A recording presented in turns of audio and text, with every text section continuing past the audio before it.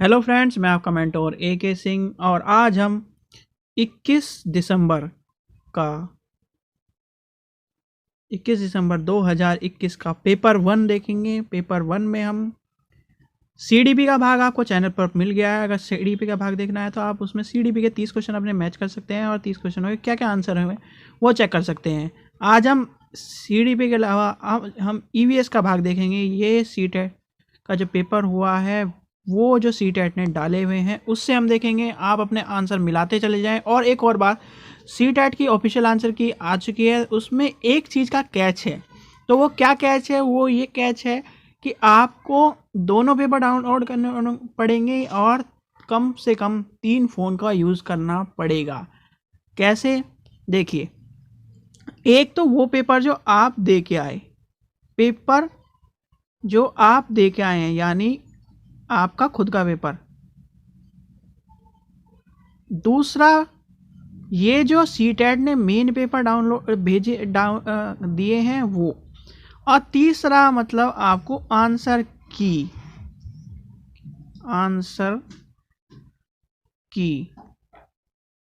इन सब को ध्यान से देखना पड़ेगा। पहले अपना पेपर खोलना पड़ेगा उसमें, और जो ये मेन पेपर है उसे देखना पड़ेगा। मेन पेपर में पहले नंबर पे जो क्वेश्चन है आपके पेपर में, जहाँ पर वो क्वेश्चन है वहाँ पर देखना पड़ेगा। यानी अगर आपके पेपर में वो 10वें नंबर पे क्वेश्चन है तो उसमें देखकर उसका जो आंसर 10वें नंबर का होगा तो वो आपका पहले नंबर का आंसर होगा।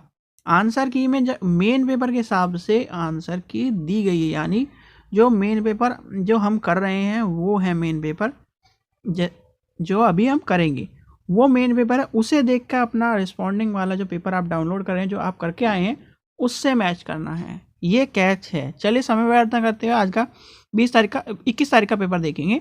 इसमें EVS का भाग देखेंगे। चलिए शुरू करते हैं। EVS का जो भाग है, एक चीज़ और, मेन पेपर में आपको मैथ्स, EVS और CDP ये होते हैं मेन पेपर में, पेपर 1 के। और पेपर 2 का मेन पेपर क्या होता है? मेन पेपर होता है CDP, और जिसका साइंस स्ट्रीम, साइंस और मैथ या फिर SST, वो मेन पेपर में आता है। फिर आते हैं लैंग्वेज 1 जो आपने ली होगी, और लैंग्वेज 2। ये अलग अलग मिलते हैं, तो इसलिए इस चीज़ का ध्यान रखें। मेन पेपर में या मेन जो पेपर होता है वो 90 क्वेश्चनों का होता है। तो EVS का भाग देखिए। EVS में क्या क्वेश्चनों के आंसर होने चाहिए थे, आप अपने मैथ्स करते चले जाएं और हमें बताएं 30 में से आपके कितने नंबर बैठ रहे हैं। चलिए शुरू करते हैं। क्वेश्चन नंबर 61 देखते हैं। नीचे दिए गए सूचना पर इसमें बताया गया है भिन्न कौन सा है? तो झील, झरना, तालाब, पहाड़ी और नदी। देखिए, ये झील, झरना और तालाब तीनों क्या नाम, किसके स्रोत है? पानी के स्रोत है। पर जो बचा है आखिरी वो है पहाड़, वो अलग है। तो इसका आंसर क्या हो जाएगा? 61 का 4th ऑप्शन। क्वेश्चन नंबर 62 देखते हैं। नीचे दिए गए कथनों पर विचार कीजिए। गुजरात के लोग दाल के साथ चपाती खाते हैं और दाल में शक्कर डालते हैं। ठीक है। केरल में अधिकतर लोग किसी भी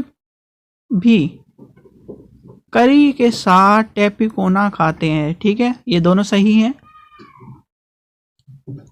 कश्मीर के लोग नारियल, ये गलत हो जाएगा। कश्मीर के लोग नारियल नहीं, सरसों के तेल वाली बात है। ये क्वेश्चन आपको मिला भी था। गोवा के लोग सरसों के तेल में बिनी मछली खाते हैं, नहीं, ये भी गलत है। तो ये दोनों गलत हो जाएंगे। तो यानी कि ऑप्शन हो जाएगा इसका A, यानी A और B ऑप्शन नंबर 1 में है। क्वेश्चन नंबर 63 देखते हैं। 63 में क्या कह रहा है? नीचे दिए गए पक्षियों की वह कौन सी प्रजाति है जिसकी आंखें मानव की भांति उसके सामने की होती हैं? यानी उल्लू की बात की गई है, यानी कि ऑप्शन नंबर 4। क्वेश्चन नंबर 64 देखते हैं। मिलान की बात की गई। आसम के घर पूछे गए। तो आसम में किस तरह के घर होते हैं? बांस के खंभों पर या 3 से 4 मीटर ऊंचे बने होते हैं, यानी ऑप्शन पहले का हो जाएगा। तीसरा, लद्दाख में होते हैं मिट्टी और चूने की पहाड़ी और दीवार वाला, ये यानी कि ऑप्शन नंबर 4। हिमाचल प्रदेश में घर होते हैं पत्थर अथवा लकड़ी के बने ढालूदार छत वाले होते हैं, यानी कि ऑप्शन इसका हो जाएगा तीसरे। और राजस्थान में होते हैं मिट्टी और दीवारों से छपी हुई कीटेदार झाड़ी वाले, यानी ऑप्शन नंबर पहला। तो इसमें एक चीज का ऑप्शन है, इस पे चैलेंज कर सकते हैं, जिसका ये पेपर मतलब 21 तारीख के पेपर वाले बच्चे जो अपना पेपर आप चैलेंज करना चाहें, तो ये आपका क्वेश्चन नंबर, इसमें यहाँ पर ये गड़बड़ी दी गई है कि यहाँ पर सी का ऑप्शन 5 होना था, और सी का अगर ऑप्शन 5 लगाएं, अगर इस ऑप्शन के साथ चलें तो ए का 2 कभी भी नहीं हो सकता। हाउस बोट कहाँ होती है? हाउस बोट होती है J&K में, J&K। तो अगर ये ऑप्शन लेके चलें तो ये गलत हो जाएगा। ऑप्शन नंबर 2 ही इसका आंसर बैठेगा, पर इसका आंसर जो सी का होगा 3 होगा। नेक्स्ट देखते हैं, नेक्स्ट क्या कह रहा है? 65। हाथियों के विषय में नीचे दिए गए कथनों पर विचार करें। हाथी एक साथ समूह में, जिन्हें झुंड कहते हैं, में रहता है। सही बात है। हाथियों के झुंड में केवल हथनियां और बच्चे होते हैं। ये आपको ईवीएस का जो चैप्टर है उसमें दे रखा है, हाथी का जो चैप्टर है नन्हे हाथी वाला, तो उसमें हाथियों के समूह में बताया जो वरिष्ठ जो होता है, सबसे बड़ा होता है, वो हथनियां होती हैं, और जो हाथी के बच्चे होते हैं 15 के बाद, बड़े होने के बाद मतलब वो अलग हो जाते हैं। छोटे बच्चे और हथनियां ही रहती हैं। तो इसका ऑप्शन हो जाएगा ए और बी, यानी कि ऑप्शन नंबर 3। कुछ लगा रखा है हमने कुकर में। क्वेश्चन नंबर 66 देखते हैं। क्वेश्चन नंबर 66 क्या कह रहा है?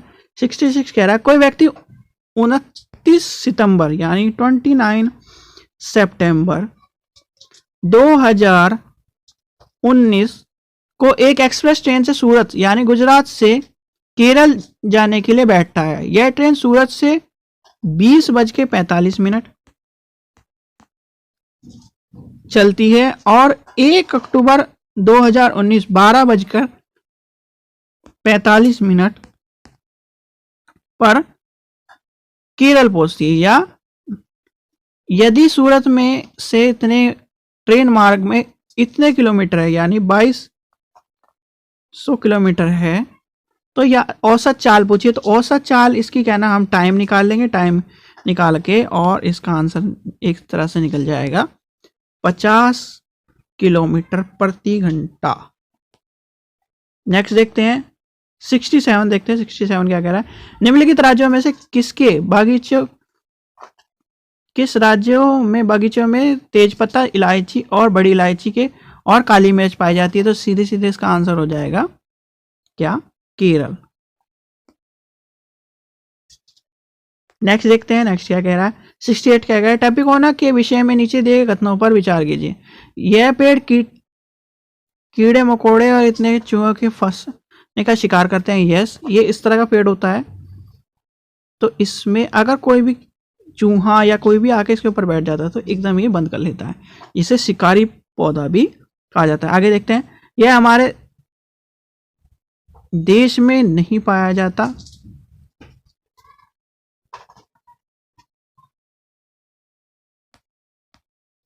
नेक्स्ट क्या कह रहा है? ये हमारे देश में नहीं पाया जाता है।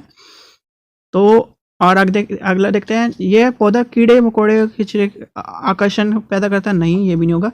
तो बी और सी नहीं होगा, ए और डी हो जाएगा। तो इसका आंसर होगा ए और डी। क्वेश्चन नंबर 69 देखते हैं। दांडी यात्रा में आजादी से पहले महात्मा गांधी ने के जीवन में महत्वपूर्ण घटना थी। दांडी यात्रा के बारे में पूछा है, तो दांडी यात्रा के बारे में एक चीज इंपॉर्टेंट है। तो दांडी यात्रा वाला जो क्वेश्चन है ये गलत क्वेश्चन दिया गया है। पहली बात तो ये आप इस पे चैलेंज कर सकते हैं, क्योंकि दांडी यात्रा का जो टाइम था वो था 12 मार्च से लेकर 6 अप्रैल तक का, और वो सन था 1930, और इसमें 1932 है तो उसके समीप का लगाएं तो अगर हम तो 1932 है। वैसे इस पे आप 101% चैलेंज कर सकते हैं और आपको 1 नंबर मिलेगा, क्योंकि इस बार सीटेट ने बहुत से क्वेश्चन गलत दिए गए हैं। दिए हैं और उनका आंसर तालमेल नहीं खा रहा है, इसलिए चैलेंज भी बहुत होंगे और आप चैलेंज कर सकते हैं। क्वेश्चन नंबर 70, नीचे दिए गए रोग के प्रकार में डॉक्टर ने रोगी को गुड़, आंवला और हरी पत्ती की सब्जी खाने के लिए कहा है, तो वो कौन सी कमी है? तो उसे अनीमिया की कमी है, यानी ऑप्शन नंबर 2। क्वेश्चन नंबर 71 देखते हैं। माउंट एवरेस्ट के विषय में निम्नलिखित कथनों में से विचार कीजिए। यह हमारे देश का भाग है, नहीं, ये हमारे देश का भाग नहीं है। इसकी चोटी 8900 मीटर है, चल ये सही है। बचेंद्री पाल इस पर्वत पर चढ़ने वाली, कदम रखने वाली भारत की पहली महिला, यस ये सही है। राष्ट्रीय ध्वज फहराने वाली बात नहीं, तो इसका ऑप्शन हो जाएगा बी और सी। अरे मैं कर लेता। क्वेश्चन नंबर क्या 72, एक डॉक्टर अपने घर एक्स पर स्थित है, यानी उसका घर एक्स पर स्थित है और उसका अस्पताल वाई पर स्थित है। डॉक्टर के घर के अस्पताल जाने के कई सीधे रास्ते नहीं है, कोई सीधा रास्ता नहीं है, यानी सीधा रास्ता नहीं है। डॉक्टर अपने पहले ए पर जाता है जो एक्स से ठीक पूर्व में है, पूर्व पर 500 मीटर है, ठीक, फिर वो बी पर जाता है तो वो दक्षिण में है। इस तरह से इसका आंसर हो जाएगा उत्तर पूर्व, यानी मैंने सॉल्व करा था, इसका आंसर हो जाएगा उत्तर पश्चिम, उत्तर पश्चिम, ऑप्शन नंबर 2। क्वेश्चन नंबर 73 देखते हैं। रेगिस्तानी ओक नामक पेड़ के बारे में निम्नलिखित कथनों में से कौन सा सही नहीं है? नहीं पूछा है तो नहीं होगा। इसमें जड़ें उथली होती है, यानी ऑप्शन नंबर 2।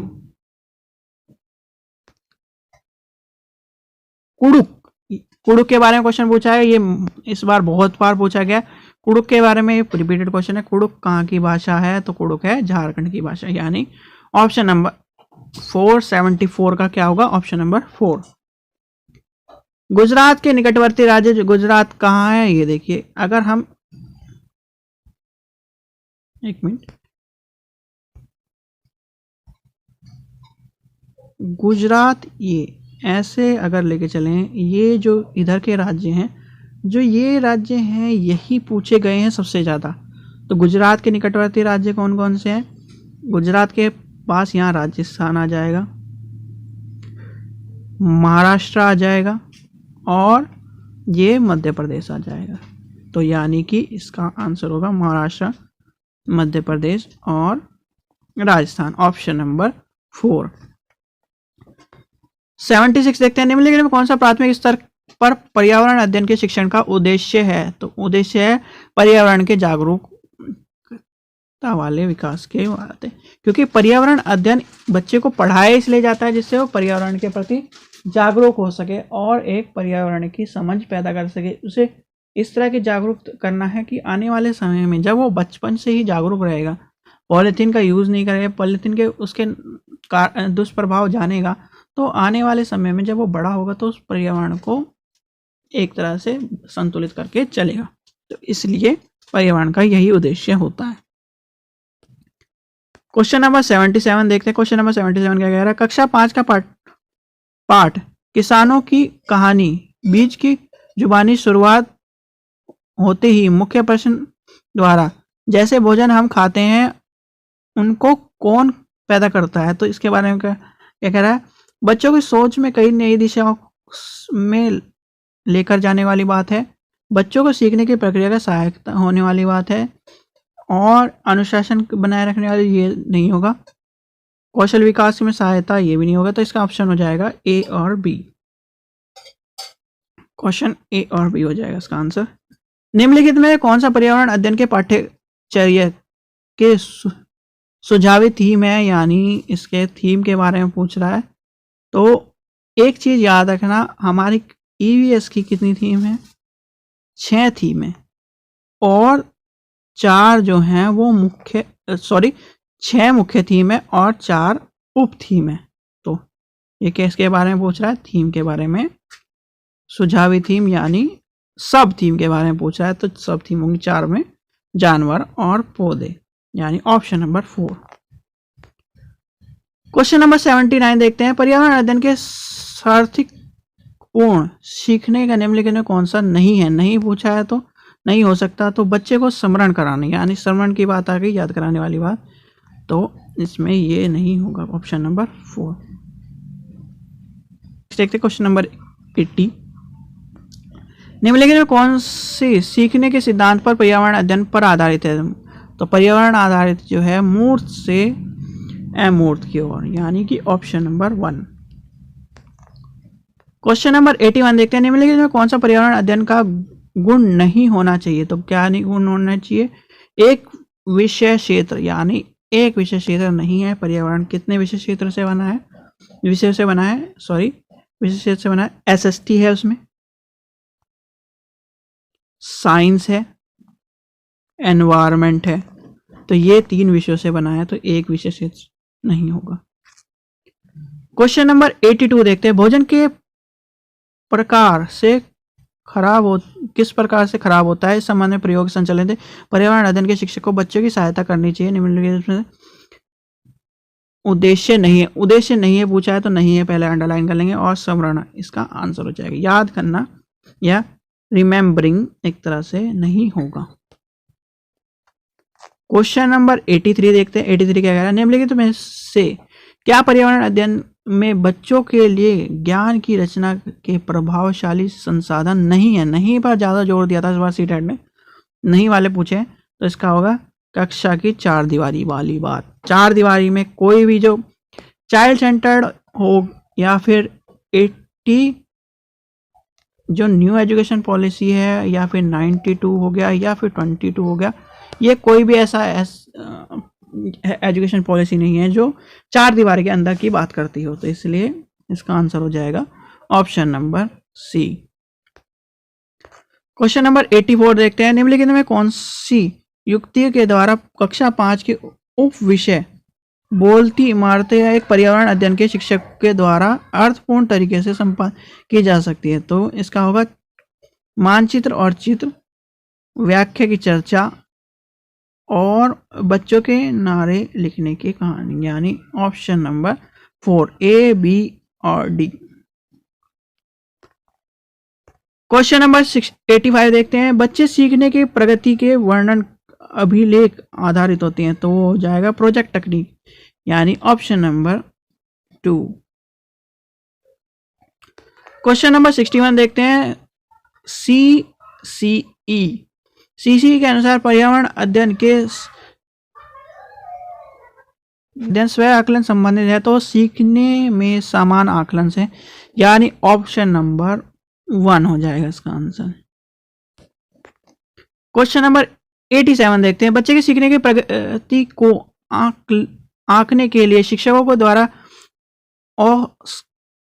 अक्सर पोर्टफोलियो का उपयोग किया जाता है। पोर्टफोलियो देखिए, पोर्टफोलियो में सबसे महत्वपूर्ण है पोर्टफोलियो बच्चे की एक तरह से उसका पूरा ओवरऑल प्रगति के बारे में, वो गलत किस तरह कर रहा है, क्या क्या डेवलपमेंट कर रहा है, क्या क्या उसमें जो गलती की है उसमें सुधार किया, सब एक तरह से रिपोर्ट कार्ड का तो बड़ा रूप मान लीजिए, या रिपोर्ट कार्ड का जिसमें प्रोफाइल से लेके उसकी सारी चीज़ें होती हैं, वही पोर्टफोलियो माना जाता है। तो इसमें क्या हो जाए, बच्चे के सीखने की प्रगति का एक संचय अभिलेख है। यस, अभिलेख है बच्चे के सीखने का, और उसके क्या क्या गलती कर रहा है, किस तरह से और डेवलप कर रहा है, वो है। बच्चे के द्वारा अपने कार्य के प्रदर्शन करने में समर्थ होता है। यस, वो समर्थ होता है क्योंकि वो एक तरह से ओवरऑल उसकी प्रोफाइल है, एक तरह से उसकी आईडी है, एक तरह से उसका पूरा का पूरा जब तक वो जीवन का सब सुचारू रूप है, क्योंकि एक साइकोलॉजिकल फैक्ट के तौर पे हम पोर्टफोलियो यूज करते हैं। बच्चे के सीखने और आकलन की सक्रिय भागीदारी बनाने की, यानी ऑप्शन नंबर 4 हो जाएगा। 1, 2 और 4, यानी ऑप्शन नंबर ए, बी और डी। क्वेश्चन नंबर 88 देखते हैं। पर्यावरण अध्ययन के बच्चे के लिए संवेदनशील मुद्दे जैसे लिंग भेद का अर्थपूर्ण संवाद किया जा सकता है, तो इसका क्या होगा, व्याख्या के पश्चात चर्चा का आयोजन करना, यानी ऑप्शन नंबर 3। क्वेश्चन नंबर 89 देखते हैं। निम्नलिखित में कौन सा पर्यावरण अध्ययन में बच्चे के आकलन के लिए सबसे कम उपयुक्त है? तो बंद उत्तर वाले प्रश्न, यानी क्लोज एंडिंग क्वेश्चन हो जाएंगे, यानी ऑप्शन नंबर 1। नेक्स्ट देखते हैं, लास्ट क्वेश्चन देखते हैं। निम्नलिखित में कौन सा पर्यावरण अध्ययन के आकलन के संकेतक होने चाहिए? तो वो होना चाहिए सहयोग, ऑप्शन नंबर पहला। तो इसी तरह से हमने ईवीएस के जो 30 क्वेश्चन देखे और 30 क्वेश्चन आप अपने बताएं कि आपके 30 में से कितने सही आ रहे हैं। सीडीबी का जो सेक्शन है वो चैनल पर पड़ा हुआ है और इसके बाद आपको हिंदी का सेक्शन मिल जाएगा 21 तारीख का। तो आप चैनल को सब्सक्राइब कर रखें, बेल आइकन को दबा के रखें और वीडियो अच्छी लगे तो लाइक करें, शेयर करें और चैनल को सब्सक्राइब करें। Thank you.